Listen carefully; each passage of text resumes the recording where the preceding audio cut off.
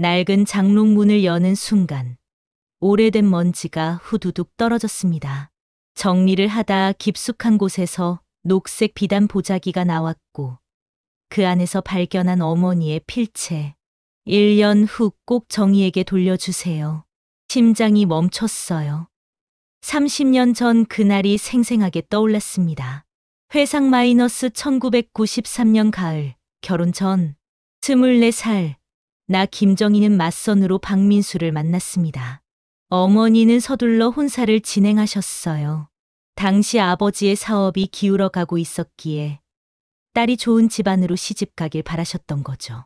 첫 상견례 날 강남의 한 한정식집에서 양가가 마주 앉았습니다. 박민수 어머니, 박순자 씨는 값비싼 한복을 입고 계셨는데 첫 마디부터 날카로웠어요. 따님 집안 사업이 요즘 어렵다고 들었는데요.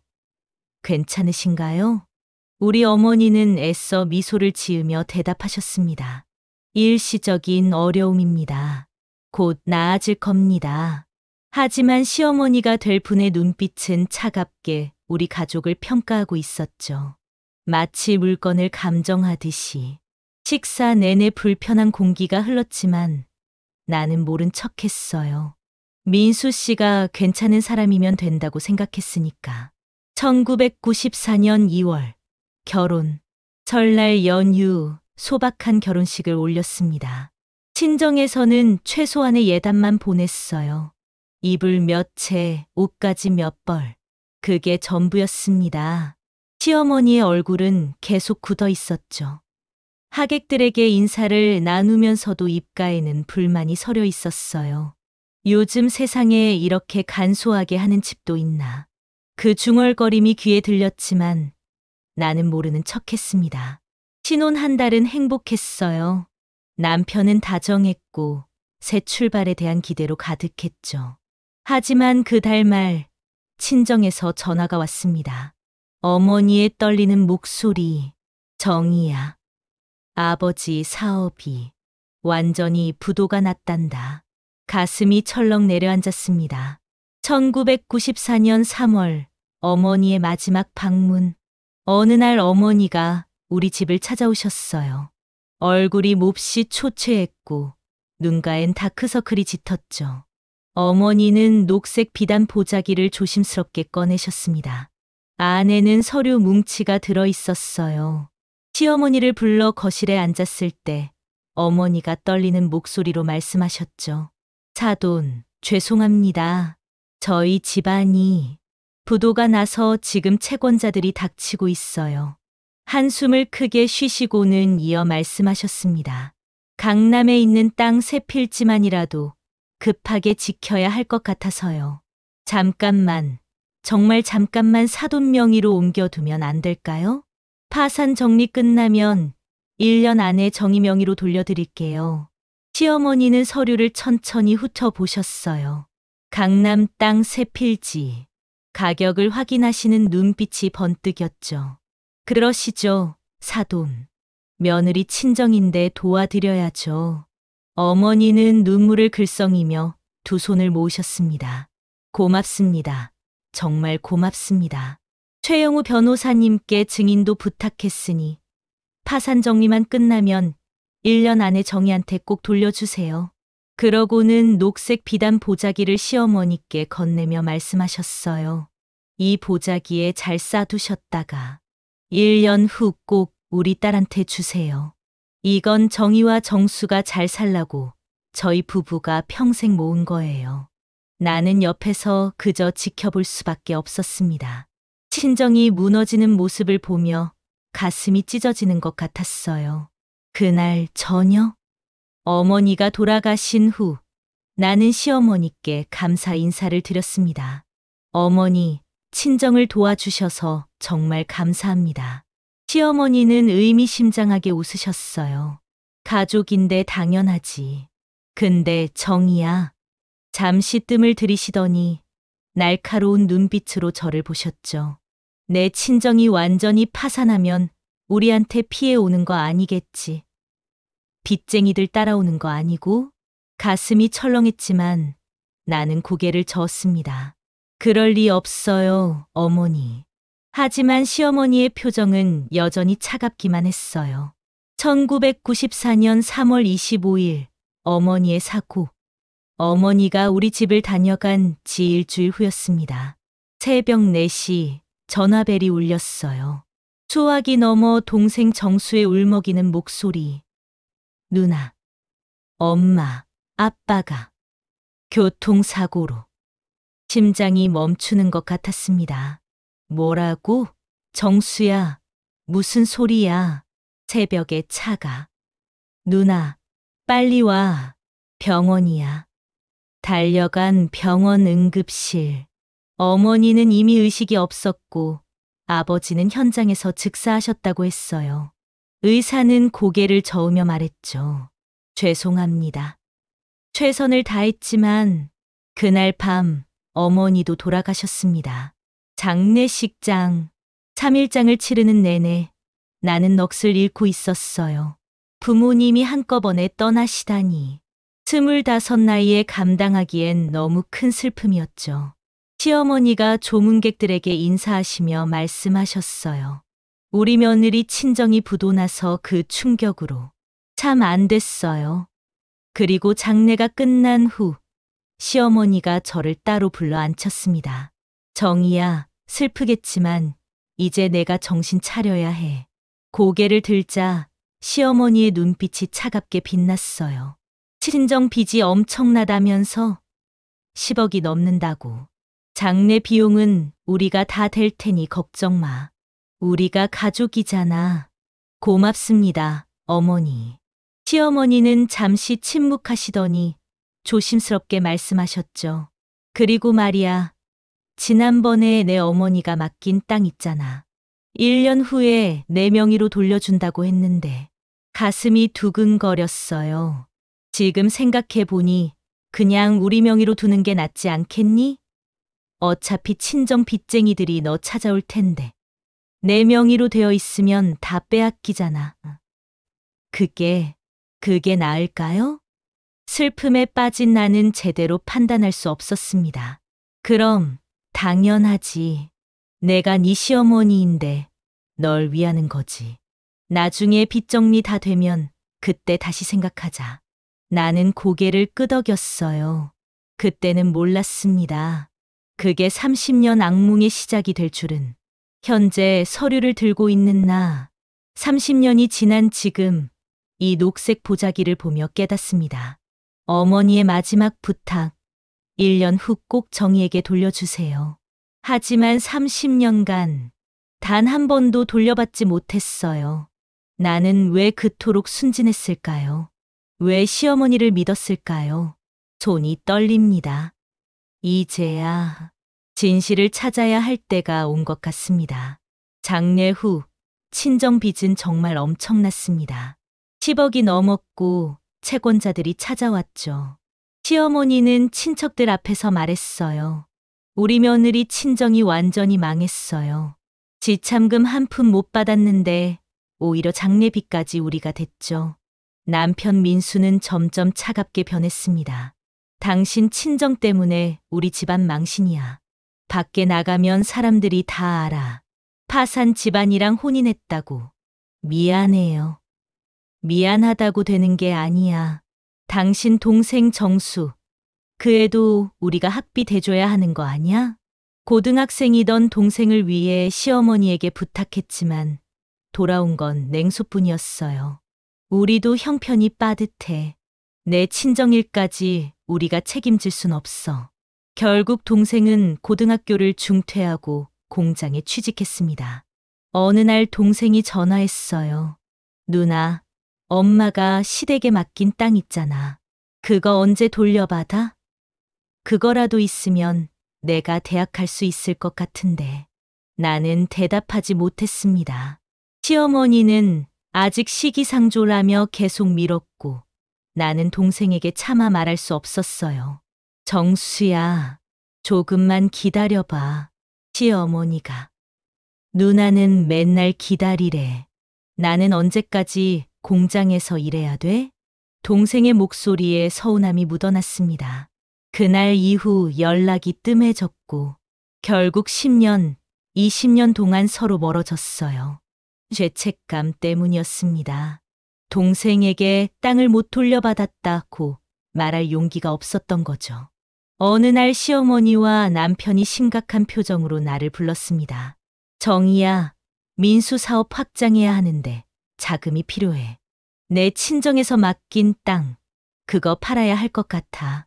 네, 하지만 그건 제 부모님 유산인데, 시어머니가 날카롭게 말했습니다. 유산. 친정 빚 10억은 누가 갚았는데? 우리가 대신 갚아준 거나 마찬가지야. 게다가 민수 사업이 잘 되면 결국 다 너희 가족 것 아니야? 남편이 거들었어요. 당신도 이 집에서 잘 먹고 잘 살잖아. 가족인데 뭘 따져? 나는 입을 열 수 없었습니다. 알겠어요. 그날 강남 땅 3필지가 300억에 팔렸습니다. 하지만 나는 정확한 금액도 사용처도 몰랐어요. 그저 가족을 위한 것이라고 스스로를 납득시켰죠. 어느 날 남편의 휴대폰에서 여자 문자를 받습니다. 오빠, 오늘도 보고 싶어요. 사랑해요. 심장이 멈췄어요. 추궁하자 남편은 뻔뻔했습니다. 그래, 맞아. 회사 후배랑 만나고 있어. 3년 됐어. 어떻게 그럴 수 있어요? 당신이 뭘 해줬는데? 집에서 맨날 애들이나 돌보고 나한테 관심도 없잖아. 밖에서 위로받는 게 뭐가 잘못이야? 시어머니에게 하소연했지만 돌아온 말은 더 잔인했습니다. 정희야, 남자가 밖에서 좀 놀 수도 있지. 당신 친정이 제대로 됐으면 남편이 그랬을 것 같아? 친정에서 배우지 못한 게 이럴 때 티가 나는 거야. 조용히 덮어. 이혼하면 당신 갈 데 있어? 나는 무너졌습니다. 하지만 대학생 아들과 고등학생 딸을 생각하며 참았어요. 엄마가 참으면 너희는 행복할 수 있어라고. 명절 때마다 반복되는 모욕. 친정에서 한 푼도 못 받아온 주제의 목소리는 왜 그렇게 커? 우리 집안에 얼마나 신세 졌는지 알아?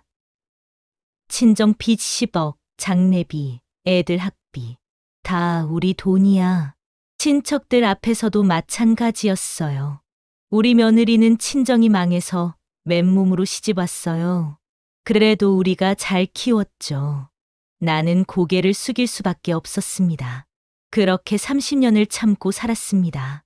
어느 날 낡은 장롱을 정리하다 깊숙한 곳에서 녹색 비단 보자기를 발견했어요. 먼지가 수북이 쌓여 있었죠. 안을 열어보니 어머니의 필체로 쓰인 메모가 있었습니다. 1994년 3월 20일 사돈 박순자에게 강남 땅 3필지 일시 명의 신탁. 약속 파산 정리 후 1년 이내 정의 명의로 환원. 증인 최영우 변호사. 정희야, 엄마가 만약 못 보게 되더라도 1년 후 꼭 찾아가거라. 이 땅은 너와 정수가 잘 살라고 아빠와 내가 평생 모은 거란다. 시어머니를 믿지만 혹시 모르니 최 변호사님께 꼭 확인해라. 손이 떨렸습니다. 1년 이내 환원 약속. 그런데 30년이 지났고 10년 전에 이미 팔렸고 나는 그제야 깨달았습니다. 어머니의 마지막 부탁을 나는 30년간 잊고 살았다는 것을. 30년간의 학대, 남편의 외도, 시어머니의 모욕, 그리고 이제 알게 된 진실. 나는 완전히 이용당한 것이었다. 메모를 발견한 다음 날 나는 떨리는 손으로 시어머니를 찾아갔습니다. 어머니, 이게 뭡니까? 녹색 보자기와 어머니의 메모를 내밀었어요. 시어머니의 표정이 순간 굳었다가 이내 여유로운 미소를 지었습니다. 시어머니의 가스라이팅. 아이고, 그게 아직 있었네. 정희야, 그건 옛날 일이야. 30년 전 일을 지금 와서 왜 들춰? 하지만 어머니는 1년 후에 제 명의로 돌려주신다고. 그때는 그랬지. 근데 생각해봐. 내 친정 빚이 10억이 넘었어. 우리가 그 빚 다 갚아줬잖아. 장례비까지. 그거면 충분하지 않니? 그건. 그렇지만 부모님 유산은 제 거잖아요. 시어머니의 눈빛이 차갑게 변했습니다. 내 거 30년 동안 우리 집에서 먹여 살린 게 누군데. 그 땅으로 민수 사업 키웠고, 애들 대학 보냈고, 딸 결혼시켰어. 결국 다 너희 가족을 위한 거였잖아. 하지만 저한테 한 번도 말씀 안 하셨잖아요. 10년 전에 팔았다는 것도. 말했으면 뭐 어쩔 건데? 반대했을 거야? 그때 민수 사업 자금이 급했어. 내 남편 사업 살리는데 내 친정 땅 쓴 게 뭐가 잘못이야? 그래도 제 동생도 있는데. 동생, 30년간 한 번도 안 찾아온 동생 말하는 거야? 그 공장 노동자. 그 애한테 무슨 의리를 지켜? 말문이 막혔습니다. 시어머니는 결정타를 날렸어요. 그리고 말이야. 내가 이거 가지고 법적으로 문제 삼으면 우리 집안 망신이야. 애들 생각해. 내 아들 직장, 딸 시댁에서 뭐라고 하겠어? 친정 파산했던 엄마가 시댁 고소했대. 창피하지 않아? 남편과의 대결. 저녁, 남편을 마주했습니다. 당신도 알고 있었죠? 10년 전 땅 판 거. 남편은 태연했어요. 알았지. 엄마가 말씀하셨어. 내 사업 자금 필요하다고. 당신 친정 땅으로 우리 가족 잘 먹고 잘 살았는데. 그게 뭐가 문제야? 문제가 없어요? 제 부모님 유산인데, 제 동생 목도 있는데. 동생 목? 30년간 네 동생이 우리한테 뭘 해줬는데? 명절에 한 번이라도 왔어. 전화라도 했어. 그런 애한테 무슨 재산을 나눠줘? 그건 남편이 냉소했습니다. 그리고 말이야. 당신이 우리 집에 시집 올 때 뭘 가지고 왔어? 친정 빚 10억 아니었어? 그거 우리가 다 갚아줬어. 그 돈이면 충분하지 않아? 하지만 땅은 300억인데 300억이 뭐 어때? 그 돈으로 내 사업 키웠고 애들 학비 냈고 이 집도 샀어. 결국 다 당신도 쓴 거잖아. 가슴이 무너졌습니다. 당신, 저 버리고 바람 폈잖아요. 그것도 3년이나. 그때 시어머니도 당신 편만 들었고 남편이 비웃었어요. 그게 왜 나왔어? 내가 바람 핀 것도 결국 당신 탓이야. 친정 파산 집안 딸이 남편한테 뭘 해줬는데 집에서 맨날 눈치만 보고 시어머니한테 쩔쩔매고. 지금 당신이 우리 엄마 고소하겠다는 거야? 그러면 나 이혼할 거야. 그리고 애들도 당신 편 안 들걸? 얘들이 뭘로 대학 갔는지 알아? 친할머니가 준 돈으로 갔어. 그날 밤 나는 처음으로 깨달았습니다. 이 집에서 나는 가족이 아니었다. 그저 이용당한 호구였다. 하지만 나 혼자서는 어떻게 할 수 없다. 30년 만에 동생에게 연락해야 한다. 며칠 밤을 고민한 끝에 나는 떨리는 손으로 동생에게 전화를 걸었습니다. 신호음이 길게 울렸어요. 여보세요? 30년 만에 듣는 동생의 목소리. 낯설지만 그리웠습니다. 정수야, 누나야. 긴 침묵이 흘렀습니다. 누나. 30년 만에 전화 주시네요. 목소리에 서운함이 묻어났습니다. 미안해. 누나가 정말 미안해. 만나서 얘기 좀 할 수 있을까? 무슨 일인데요? 엄마, 아빠 재산 얘기야. 부탁이야. 한 번만 만나줘. 다음 날 30년 만에 허름한 식당에 마주 앉은 동생은 완전히 달라져 있었습니다. 50대 초반, 백발이 섞인 머리, 거친 손. 30년 공장 노동자로 산 흔적이 역력했어요. 누나, 그동안 뭐 하고 산 거예요? 연락 한 번 없이. 미안해, 정수야. 누나가 부끄러웠어. 엄마가 시댁에 맡긴 땅, 그거 못 돌려받아서 동생의 눈빛이 날카로워졌습니다. 땅, 그 강남 땅 새 필지 말하는 거예요? 엄마가 1년 후에 누나한테 돌려준다고 했잖아요. 나는 녹색 보자기를 꺼내 동생에게 보여줬어요. 어머니의 메모, 명의신탁 약정, 그리고 30년간의 진실을. 동생은 메모를 읽으며 손이 떨리기 시작했습니다. 그러니까 시어머니가 1년 후에 돌려준다고 했는데 30년간 안 돌려줬다고요? 응. 그리고 10년 전에 이미 팔렸어. 300억에 300억? 동생의 목소리가 커졌습니다. 식당 안 사람들이 쳐다봤지만 신경 쓰지 않았어요. 누나, 그게 말이 돼요? 30년간 왜 가만히 있었어요? 나도 몰랐어. 시어머니가 가족을 위한 거다. 나중에 주겠다고 계속 미루고. 나는 믿었어. 동생이 책상을 쳤습니다. 믿었다고요? 부모님이 그렇게 힘들게 모은 재산인데. 누나도, 나도 그 땅으로 대학 갔어야 했어요. 나는 고등학교도 못 나와서 30년간 공장에서 일했다고요. 미안해.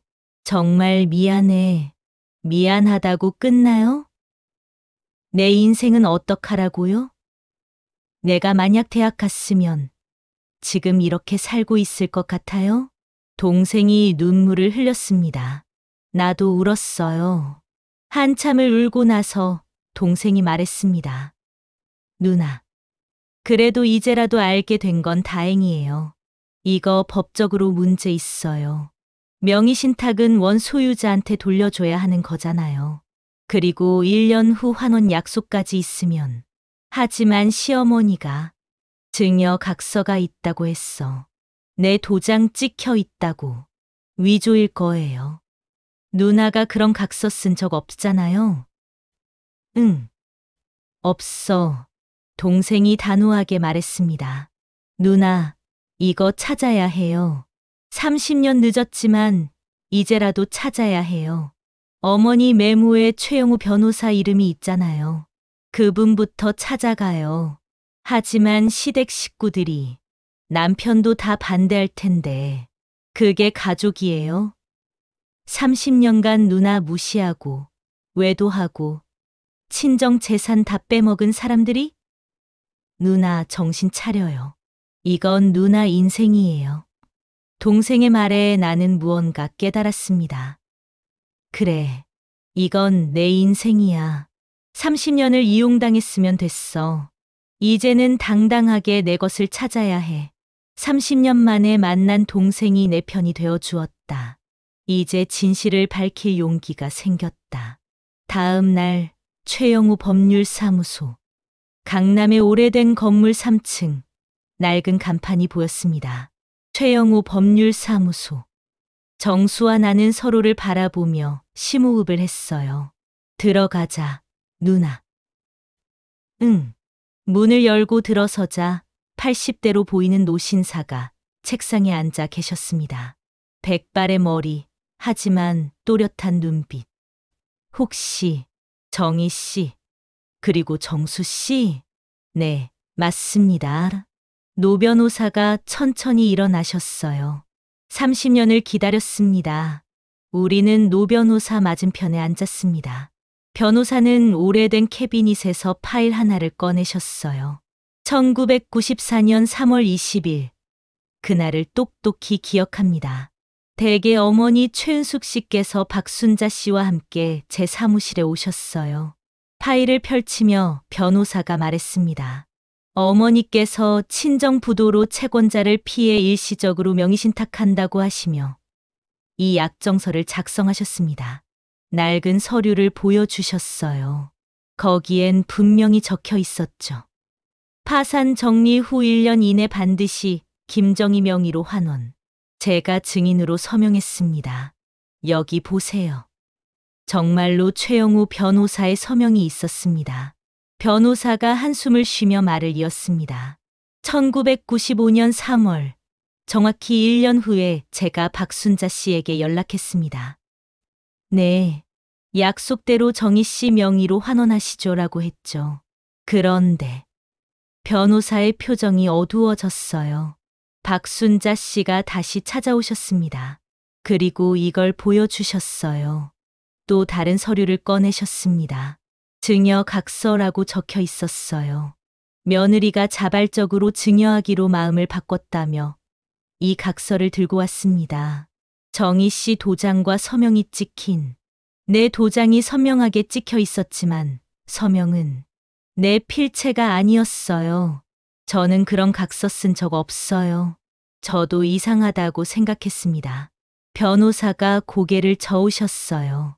그래서 정희 씨 본인 확인을 해야 한다고 했죠. 그랬더니 박순자 씨가 뭐라고 했는지 아십니까? 며느리가 부끄러워서 직접 못 온다. 나중에 확인시켜 주겠다고 했습니다. 정수가 주먹을 쥐었습니다. 그 후는요?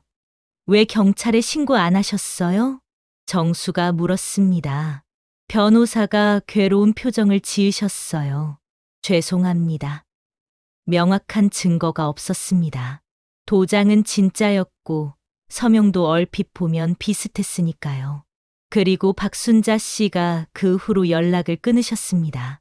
번호를 바꾸셨더군요. 정희 씨 연락처도 모르고. 변호사가 손을 떨며 말했습니다. 제가 무능했습니다. 30년간 마음에 걸렸지만 어떻게 해야 할지 몰랐습니다. 나는 변호사를 원망할 수 없었어요. 그분도 최선을 다하셨으니까. 그런데 변호사님, 그 땅이 지금 어떻게 됐는지 아세요? 정수가 물었습니다. 변호사가 또 다른 서류를 꺼내셨어요. 신문 스크랩이었습니다. 2014년 신문에서 봤습니다. 신문 헤드라인이 보였어요.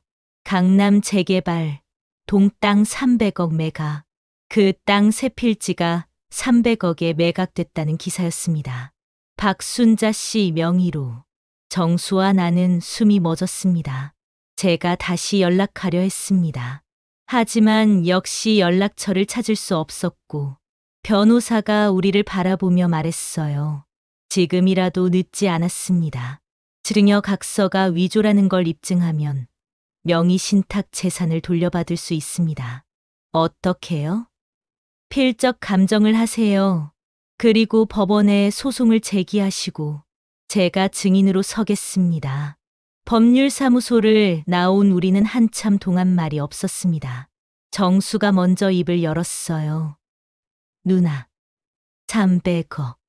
부모님이 평생 모은 땅이 300억이 됐는데 그걸 시어머니와 매형이 다 썼어. 정수의 목소리가 떨렸습니다. 그 돈으로 매형은 사업 키우고 조카들은 대학 가고 유학하고. 정수야, 우린 뭐야?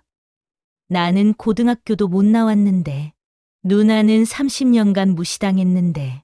정수가 멈춰 섰습니다. 누나, 이제 확실해졌어. 시어머니와 매형이 치밀하게 계획한 범죄야. 증여각서 위조, 30년간 은폐, 300억 횡령. 이건 완전한 사기야. 정수가 나를 똑바로 보며 말했어요. 이제 법정으로 가야 해. 시어머니, 매형, 다 고소해야 해. 하지만 애들은 어떻게? 누나, 정수가 소리쳤습니다. 30년 더 참을 거야? 아니면 이제 당당하게 싸울 거야? 나는 하늘을 올려다봤습니다. 어머니, 아버지가 보고 계실 것 같았어요. 싸울게. 뭐라고? 싸울 거야.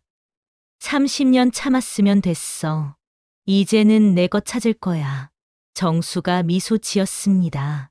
그래, 그게 우리 누나지. 집에 도착한 밤, 집에 돌아오니 남편이 거실에 앉아 있었습니다. 어디 갔다 와? 물어보잖아. 어디 갔다 온 거야? 나는 가방에서 서류를 꺼내 식탁에 던졌습니다. 최영우 변호사님 만나고 왔어요. 남편의 얼굴이 굳었어요. 1994년 명의신탁 약정 증인이셨던 분이요. 당신 어머니가 1년 후 제 명의로 환원하기로 약속했다는 증인. 당신 미쳤어? 남편이 벌떡 일어났습니다. 그리고 증여 각서요? 제 도장 찍혀 있다던 그거. 위조예요. 필적 감정 받을 거예요. 당신 지금 우리 엄마 고소하겠다는 거야? 네. 나는 차갑게 대답했어요. 그리고 당신도요. 10년 전 제 재산 300억으로 사업 키운 당신도 공범이에요. 남편이 다가왔습니다. 정신 차려, 김정희. 당신이야말로 정신 차리세요. 30년간 제 재산으로 잘 먹고 잘 살면서 저한테 파산 집안 딸이라고 무시했잖아요. 이제 다 밝혀질 거예요. 당신과 시어머니가 30년간 저를 어떻게 이용했는지 남편이 협박했습니다. 그러면 이혼이야. 그리고 애들도 당신 편 안 들 거야. 알아요. 그래도 상관없어요. 남편이 당황한 표정을 지었어요. 뭐, 이혼하세요? 30년 동안 사랑받지 못한 결혼, 이제 끝낼 거예요. 나는 방으로 들어가며 마지막으로 말했죠. 내일 변호사 선임하고 모레 고소장 넣을 거예요. 각오하세요. 문을 닫는 순간 남편의 당황한 얼굴이 보였습니다. 처음으로 나를 무서워하는 그 얼굴. 혼자 남은 방에서 침대에 누워 천장을 바라봤습니다. 정말 이혼하게 되는 걸까? 아이들과도 멀어지는 걸까? 하지만 이상하게 후회되지 않았어요. 오히려 속이 시원했습니다.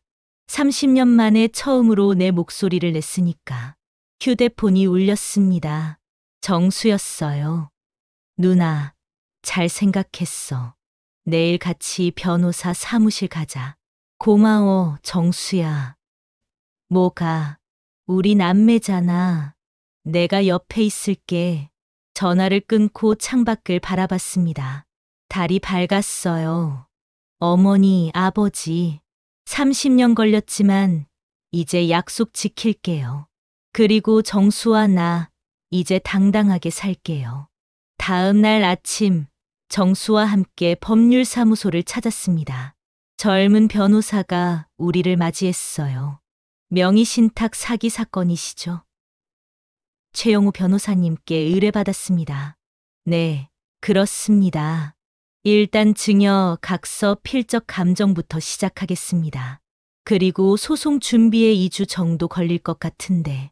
그때 휴대폰이 울렸습니다. 시어머니였어요. 정희야, 어디니? 당장 집으로 와. 들었어. 변호사 만났다며? 우리 가족끼리 이게 뭐 하는 짓이야?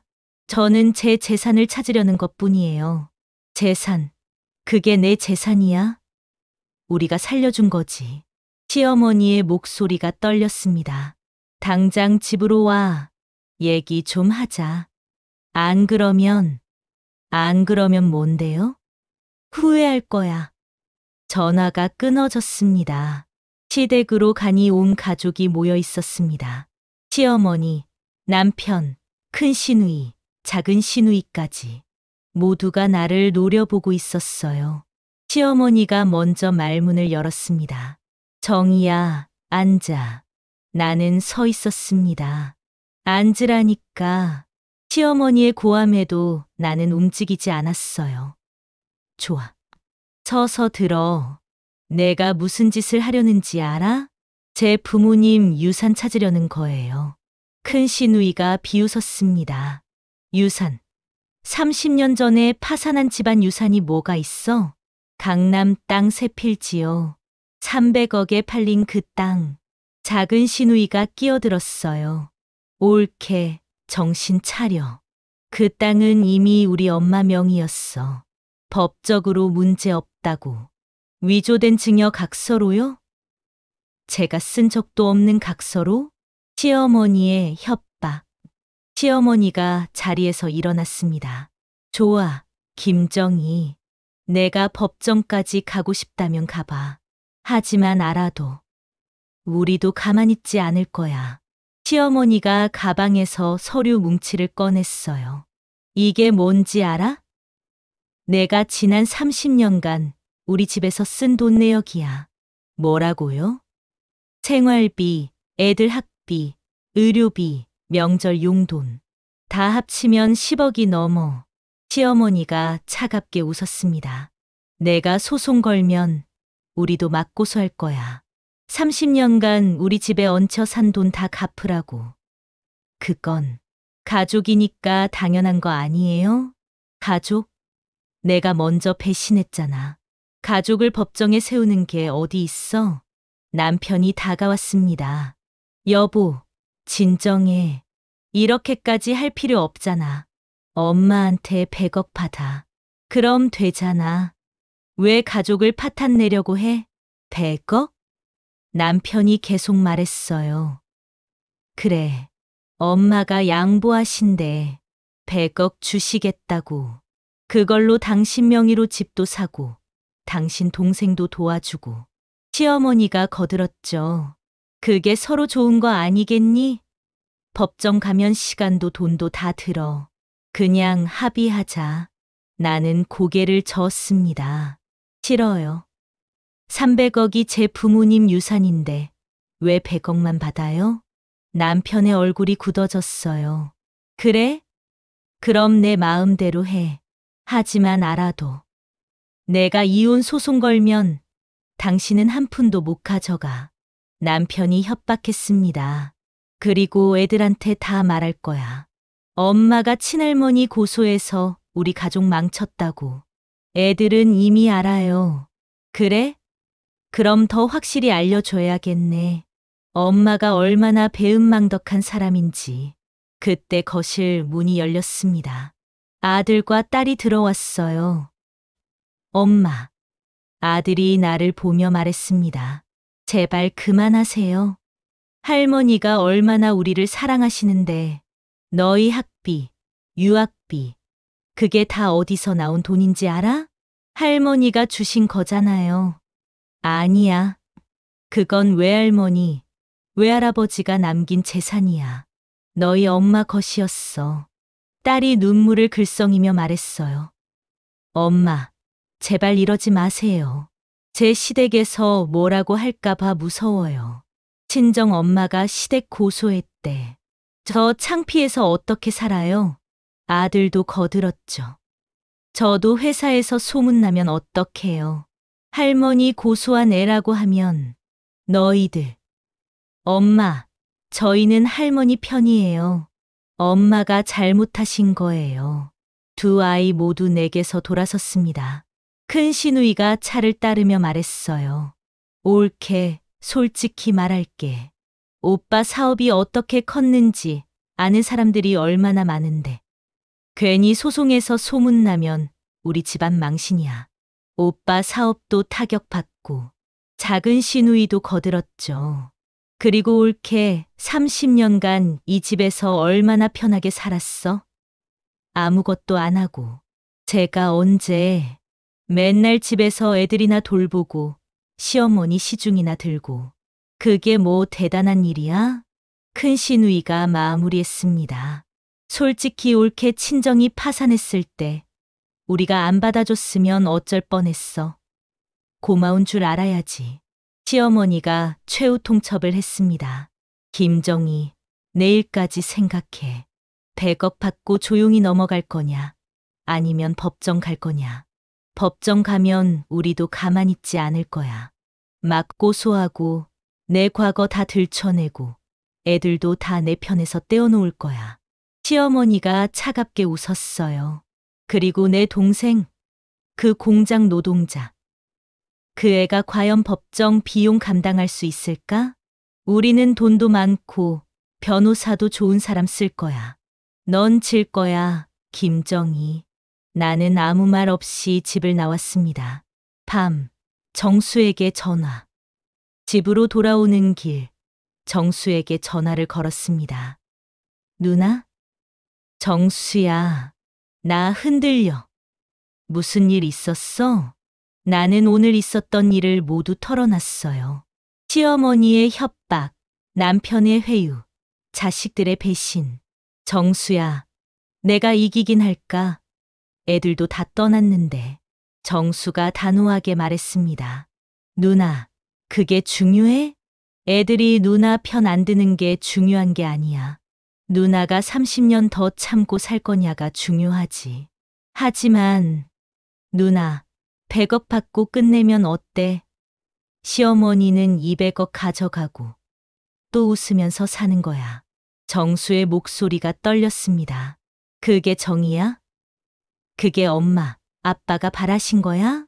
누나, 나는 30년 동안 공장에서 일했어. 내 손 좀 봐. 이게 다 누구 때문이야? 정수가 울먹였어요. 만약 부모님 재산만 제대로 받았으면 나는 대학 갔을 거야. 누나도 당당하게 살았을 거고. 정수야, 시어머니와 매형이 우리 인생 30년을 훔쳤어. 그런데 100억 주겠다고? 그게 말이 돼? 나는 눈물을 닦았습니다. 누나, 흔들리지 마. 내가 옆에 있을게. 끝까지 함께 할게. 고마워, 정수야. 가족은 지금 옆에 있는 사람이야. 나야, 나. 그 사람들 말고. 전화를 끊고 나는 생각했습니다. 정수 말이 맞아. 30년을 참았는데 왜 또 참아야 해?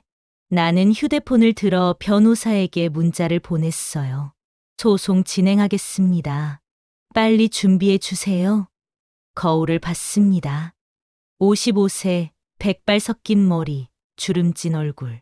하지만 눈빛만은 30년 만에 처음으로 살아 있었어요. 김정희, 이제 싸워.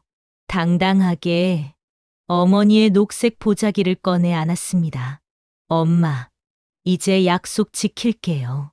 30년 늦었지만 창밖으로 새벽이 밝아오고 있었습니다. 긴 밤이 끝나고 새로운 날이 시작되는 것처럼 내 인생도 이제 새로 시작되는 것 같았습니다. 법정 입구에서 정수가 내 손을 잡았습니다. 누나, 떨려? 응, 많이. 괜찮아. 우리가 이길 거야. 법정 문이 열렸습니다. 방청석은 가득 찼어요. 시어머니, 남편, 시누이들, 그리고 낯선 사람들까지. 우리 편에는 정수와 최영우 변호사뿐이었습니다. 모두 기립하세요. 판사가 입장했습니다. 판사가 망치를 두드렸습니다. 명의신탁 재산 반환 및 사기 혐의 사건을 시작하겠습니다. 우리 측 변호사가 일어났어요. 존경하는 재판장님, 이 사건은 30년간 지속된 계획적 사기 사건입니다. 반론하시죠.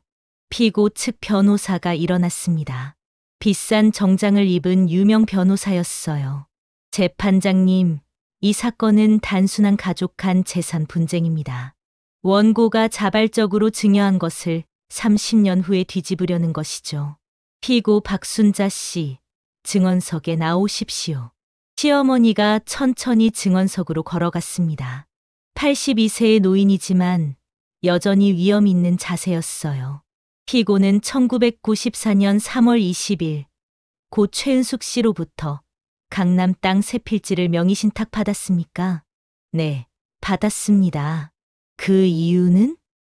며느리 친정이 파산해서 채권자를 피하기 위해서였습니다. 시어머니가 태연하게 대답했어요. 당시 1년 후 원고 명의로 환원하기로 약속했습니까? 그랬습니다.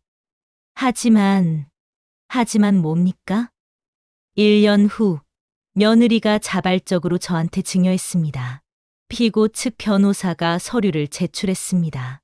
재판장님, 이것이 1995년 3월 작성된 증여 각서입니다. 원고의 도장과 서명이 명확히 찍혀 있습니다. 판사가 서류를 검토했어요. 원고, 이 각서를 작성한 적 있습니까? 나는 일어나 단호하게 말했습니다. 없습니다. 저는 그런 각서 쓴 적 절대 없습니다. 하지만 도장이 찍혀 있는데요. 도장은 시어머니께서 제 몰래 가져가신 겁니다. 서명은 위조고요. 우리 측 변호사가 서류를 제출했습니다.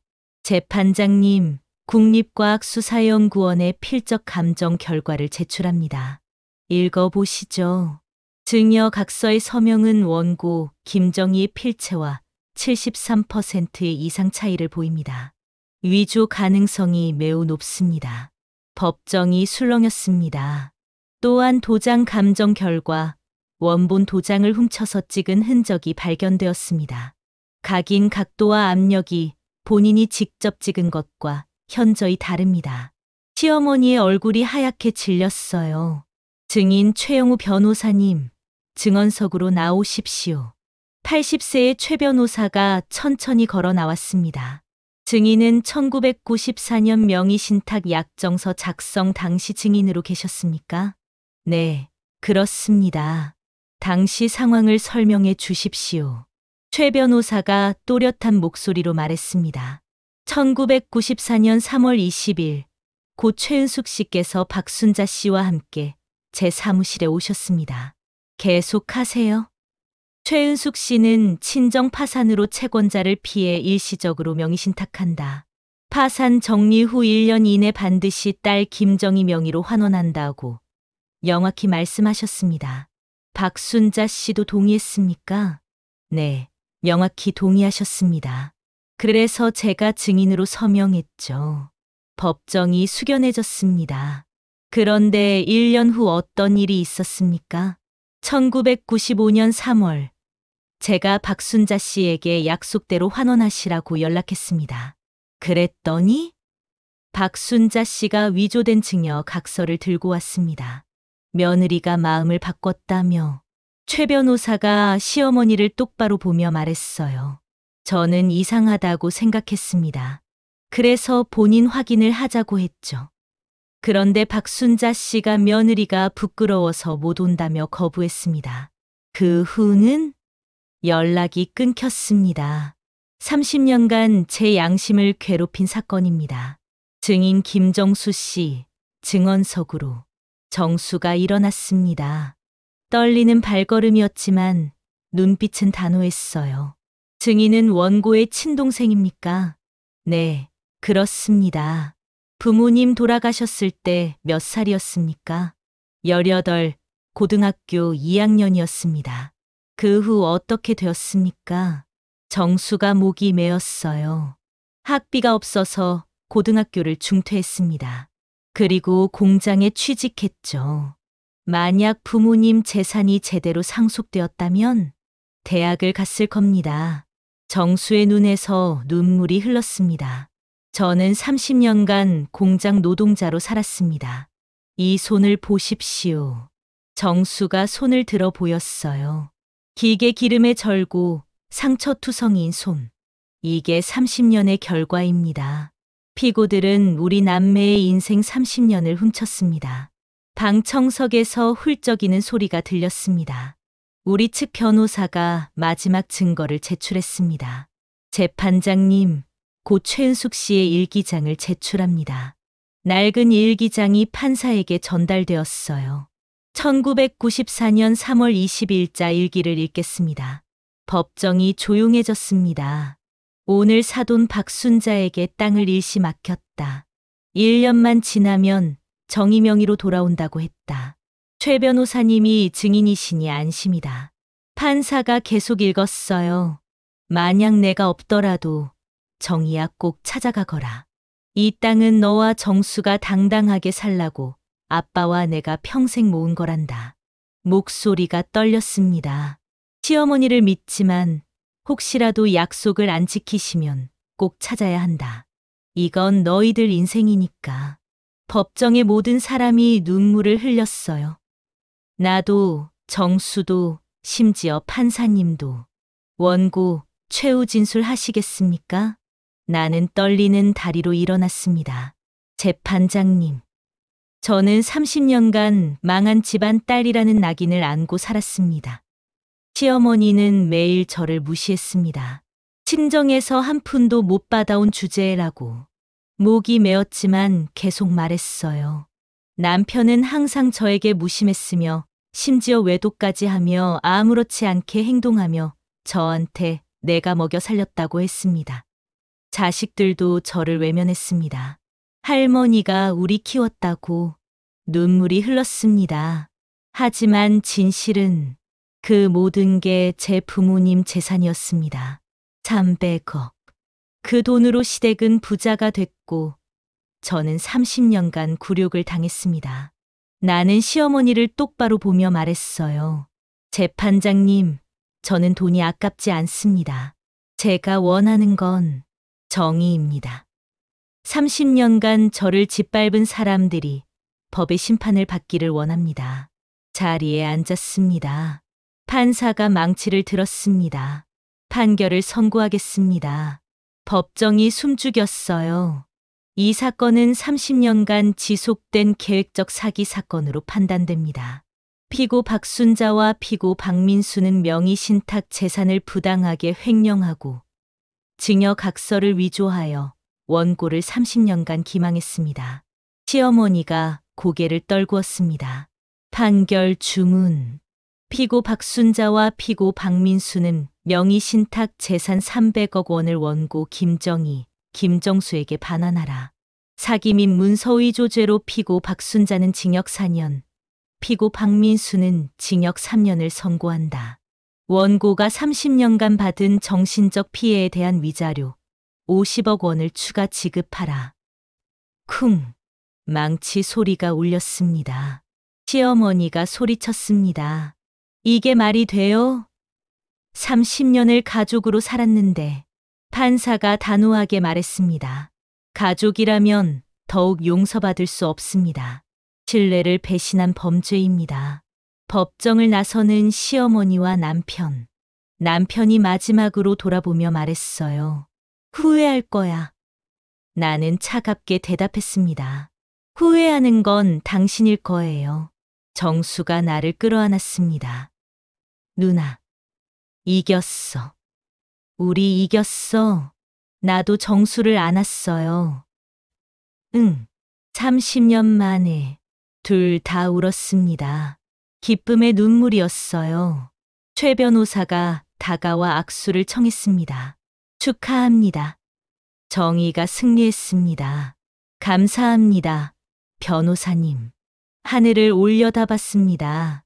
푸른 하늘, 흰 구름. 엄마, 아빠. 약속 지켰어요. 30년 만에 드디어 또 다른 법정에 섰습니다. 이번엔 이혼 소송. 남편이 건너편에 앉아 있었어요. 30년을 함께 산 사람, 하지만 이제는 완전한 남이 될 사람. 판사가 물었습니다. 원고 김정희 씨, 정말 이혼하시겠습니까? 네. 30년 결혼 생활인데 재고할 생각은? 나는 단호하게 대답했습니다. 없습니다. 30년 동안 단 하루도 진심으로 존중받은 적 없었습니다.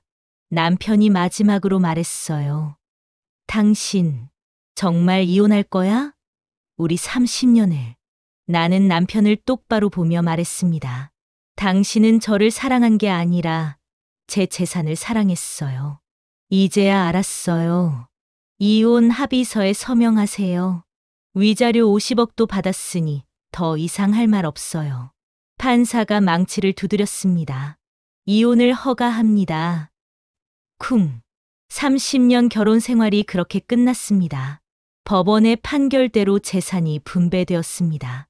명의신탁 재산 300억 원. 내 목 150억. 정수 목 150억. 추가 위자료 50억까지 총 350억을 받았어요. 변호사가 통장을 건네며 말했습니다. 축하드립니다. 30년 만에 찾으신 겁니다. 통장을 보는 순간 눈물이 났습니다. 이 돈이 아까운 게 아니라 30년의 세월이 아까웠어요. 정수와 함께 카페에 앉았습니다. 누나, 우리 뭐 할까? 뭐라도 해야겠지? 정수가 미소 지었어요. 나는 말이야. 대학 가고 싶어. 뭐? 진짜야. 50대에 대학 가는 사람도 있잖아. 나도 평생의 꿈이었거든. 경영학 공부하고 싶어. 나는 정수의 손을 잡았습니다. 가, 정수야. 당연히 가야지. 그리고 말이야. 정수가 서류를 꺼냈어요. 부모님 이름으로 장학재단 만들고 싶어. 최은숙 김철수 장학재단. 가정 형편으로 학업 포기한 청소년들 돕는 거. 눈물이 또 났습니다. 좋은 생각이야. 그렇게 하자. 누나는, 나는 창밖을 바라봤어요. 나만의 집을 사고 싶어. 30년 만에 처음으로 내 이름으로 된 집. 그래, 그렇게 해. 그리고 누나도 하고 싶은 거 해. 뭘? 젊었을 때 꿈 있었잖아. 경영학과 나와서 사업하고 싶다고. 정수가 웃었습니다. 55세면 늦었어? 이제 시작이야, 누나. 강남의 작은 아파트를 샀습니다. 30평. 혼자 살기 충분한 공간. 발코니에서 한강이 보였어요. 이사 첫날, 정수가 집들이 왔습니다. 누나, 집 진짜 좋다. 그치, 30년 만에 내 집이야. 근데 누나, 애들은? 침묵이 흘렀습니다. 연락 없어. 이혼 후로 한 번도. 미안. 아니야. 괜찮아. 사실 괜찮지 않았지만 어쩔 수 없었어요. 아이들은 아직도 할머니 편이었고 엄마를 배신자로 여겼죠. 언젠가는 이해할 거야. 정수가 위로했습니다. 그때까지 누나는 누나 인생 살아. 응. 최은숙 김철수 장학재단 개관식. 정수와 내가 함께 테이프를 끊었어요. 부모님, 오늘 장학재단 열었어요. 재단에는 부모님 사진이 걸려 있었습니다. 젊었을 적 환하게 웃고 계시는 부모님. 첫 장학금 수여식에서 고등학교 중퇴 위기의 학생들이 왔어요. 한 학생이 감사 인사를 했습니다. 저희 집도 사업 부도로 힘든데 이 장학금으로 학교 계속 다닐 수 있어요. 감사합니다. 정수가 그 학생의 손을 잡았어요. 꼭 대학 가. 나처럼 포기하지 마. 나도 옆에서 말했습니다. 너희들이 우리 부모님의 유산을 이어가는 거야. 50대에 대학에 입학한 정수. 개강 첫날 캠퍼스를 걷는 정수를 보며 울었어요. 누나, 왜 울어? 기뻐서. 정수야, 30년 늦었지만 축하해. 누나도 시작해. 뭐든지. 그래. 나는 작은 컨설팅 회사를 차렸습니다. 김정희 경영 컨설팅. 경영학과를 나온 지식과 30년간 시댁에서 배운 인간관계의 지혜를 살려서 특히 중소기업 여성 사장님들을 돕는 일을 했어요. 첫 고객이 찾아왔을 때 떨렸습니다. 안녕하세요. 김정희 대표님이시죠? 네, 맞습니다. 소문 들었어요. 대표님이 어려운 상황을 극복하고 새 출발하셨다고. 네, 저도 도와주세요. 저도 새로 시작하고 싶어요. 그날부터 일이 조금씩 들어왔습니다. 어느 날 딸에게서 전화가 왔습니다. 3년 만이었어요. 엄마, 소영아? 엄마, 만날 수 있을까요? 심장이 쿵쾅거렸습니다. 그래, 만나자. 카페에서 만난 딸은 많이 여위어 있었습니다. 소영아, 무슨 일 있어? 엄마, 저 이혼했어요. 뭐? 딸이 눈물을 흘렸어요. 남편이 바람 폈어요. 그리고 시댁에서 저한테 친정 엄마가 시댁 고소한 딸이라고 무시했어요. 그제야 알았어요. 엄마가 왜 그렇게 하셨는지. 딸이 내 손을 잡았습니다. 미안해요, 엄마. 저 너무 어리석었어요. 나는 딸을 끌어안았어요. 괜찮아. 이제라도 깨달았잖아. 엄마, 저 어떻게 살아야 해요? 당당하게 살아.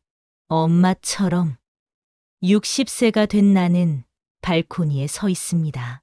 한강이 반짝입니다. 책상 위에는 어머니의 녹색 비단 보자기가 놓여 있어요. 휴대폰이 울립니다. 정수입니다. 누나, 나 오늘 대학 졸업이야. 정말. 축하해, 정수야. 졸업식 올래? 당연하지. 전화를 끊고 거울을 봅니다. 60세, 머리카락은 하얗게 변했지만 눈빛만은 살아있어요. 주름진 얼굴에 미소가 번집니다. 정수의 졸업식장. 50대 중반에 대학을 졸업하는 동생, 김정수. 정수가 학위복을 입고 무대에 올랐습니다. 나는 박수를 치며 울었어요. 졸업식이 끝나고 우리는 부모님 산소를 찾았습니다. 묘비 앞에 꽃을 놓으며 말했죠. 엄마, 아빠, 우리 약속 지켰어요. 정수가 옆에서 말했습니다. 30년 걸렸지만 재산도 찾았고 정수는 대학도 졸업했어요. 나도 이어서 말했어요. 그리고 장학재단으로 많은 아이들을 돕고 있어요. 바람이 불었습니다. 마치 부모님이 답하시는 것 같았어요. 잘했다. 우리 딸, 우리 아들. 집으로 돌아오는 길, 정수가 물었습니다. 누나, 후회해? 뭘? 30년을 잃은 것. 나는 고개를 저었어요. 아니, 30년을 잃었지만 진짜 나를 찾았어. 그리고 정수야, 나는 이제 행복해. 정수가 웃었습니다. 나도, 누나. 집에 도착해 발코니에 섰습니다. 녹색 비단 보자기를 어루만지며 창밖을 봅니다. 석양이 한강을 물들이고 있었어요. 엄마, 아빠. 이제 저 당당하게 살게요. 햇살이 방 안 가득 들어옵니다. 30년 늦었지만 이제부터는 진짜 제 인생이에요. 환한 웃음을 지으며 나는 새로운 내일을 기대했습니다. 55세에 시작한 새 인생. 이제 60세. 아직도 할 일이 많고 가고 싶은 곳도 많아요. 거울을 봅니다. 주름진 얼굴, 백발. 하지만 눈빛만은 어느 때보다 빛나고 있습니다. 김정희, 당당하게 살아. 아무도 널 무시하지 못해. 창밖으로 봄바람이 불어옵니다. 새로운 계절, 새로운 인생, 그리고 진짜 자유.